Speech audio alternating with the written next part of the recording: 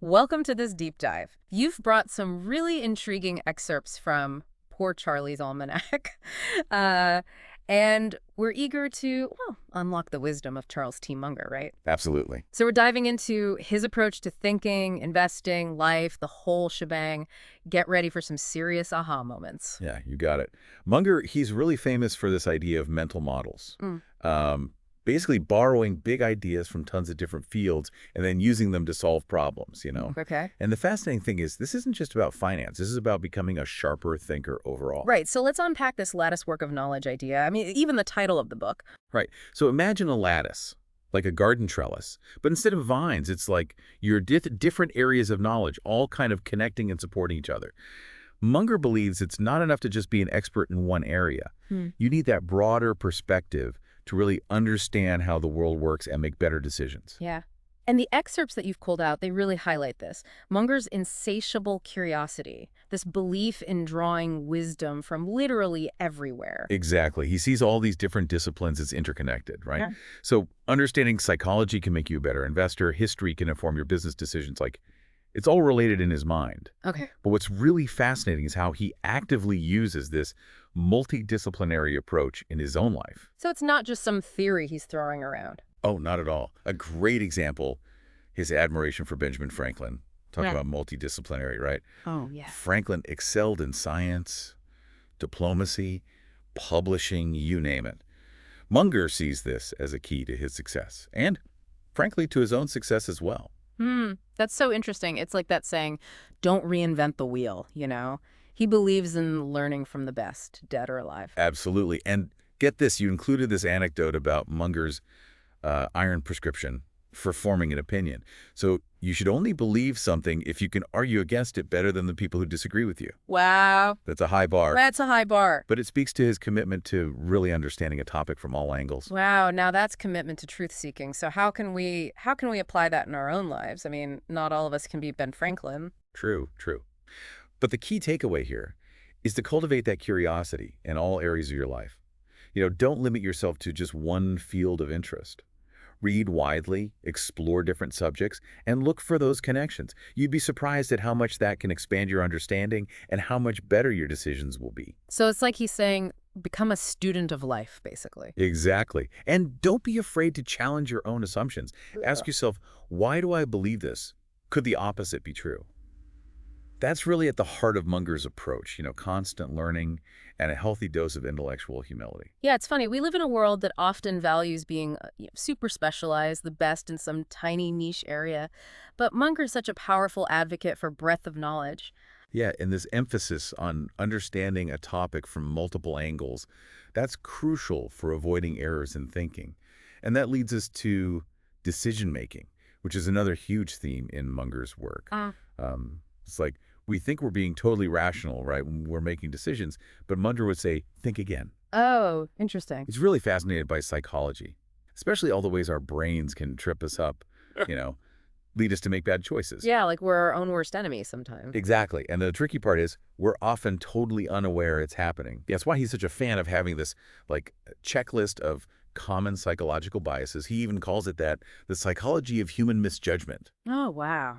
And it's really about recognizing those mental traps before you fall into them, right? Okay, so it's like having a mental toolkit for making better decisions, basically. Precisely. And actually, you included some really vivid examples of this in the excerpts. Oh, yeah. Like that story about the surgeon who thought removing the gallbladder was the answer to everything. Yeah. It shows how even brilliant people can fall prey to these biases. Oh, totally. That's one of those stories you just can't unhear. It really highlights how important it is to, always be questioning your assumptions, being open to other perspectives. What are some other biases we should be aware of from his checklist? Well, there's this one, excessive self-regard tendency, which is a fancy way of saying we all tend to overestimate our own abilities. Oh, yeah. And our knowledge. We've all been there. Right, thinking we're better drivers than we are, better cooks, better investors, you name it. Oh, I am a terrible backseat driver because of that one. Yeah. Like, I swear I could navigate a better route, but I'm sure I couldn't. Exactly. And Munger would argue this tendency can be really disastrous in situations where the stakes are high, like business and investing. Yeah. He's a big believer in staying humble, acknowledging your limitations. It's about knowing what you don't know. Yeah. which is often harder than it sounds. Exactly. Another big one is social proof tendency, where we feel this pressure to follow the crowd even when it doesn't make sense. Oh, so like when everyone's buying a certain stock and you feel like you have to get in on it too, even if you don't really get the company or the risks. Exactly. That is a perfect example. And this is where Munger's contrarian streak really shines through. Okay. He's all about thinking for yourself, challenging conventional wisdom, not being afraid to go against the grain if you believe in something. Yeah. Yeah. Having the courage to be different. Trust your own judgment. So how do we avoid falling into these psychological traps? What can we do? Well, awareness is a big one. Just knowing that these biases exist can help us catch ourselves when we're starting to, think irrationally. Okay. Munger also stresses the importance of understanding incentives. He argues that, most behavior, even if it seems kind of crazy at first, makes sense once you figure out the motivation behind it. It's like that old saying, follow the money. Exactly. If you want to understand why people or organizations do what they do, look at the incentives driving their actions. And this can be so powerful, not just in finance, but in life. Right. So if we can kind of master our own psychology, understand what motivates other people, what's the next step in like aligning our actions with this Munger way of thinking? Well, this is where his emphasis on ethics and values comes in. Um, Ethics, values, right. It feels like those can kind of get lost sometimes, especially in, business and investing. yeah, for sure. But for Munger, ethics isn't just some, nice to have. It's like fundamental to his whole approach. Yeah.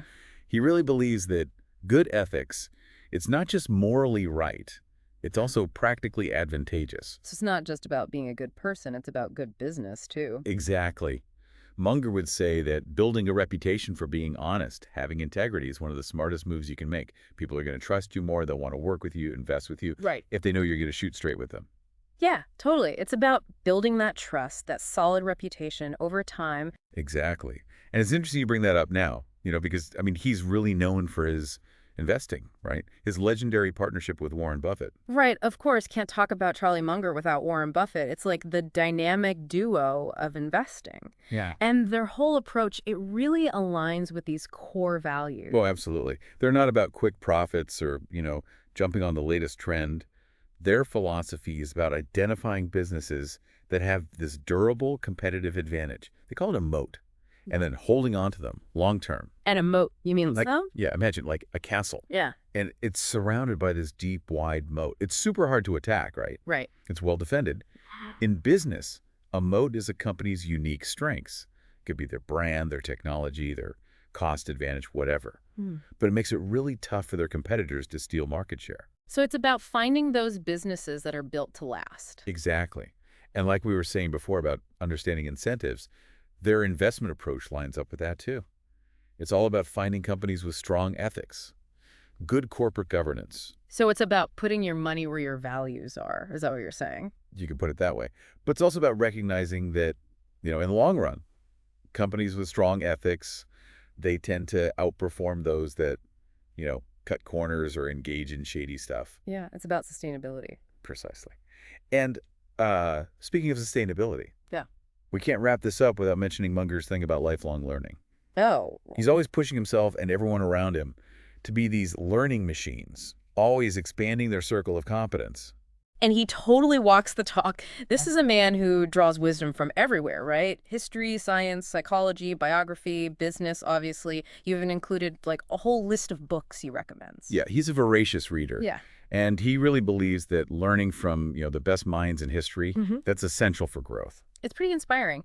So as we kind of wrap up this whole deep dive here, what would you say is the biggest takeaway, the most important lesson we can learn from Munger's lattice work of knowledge?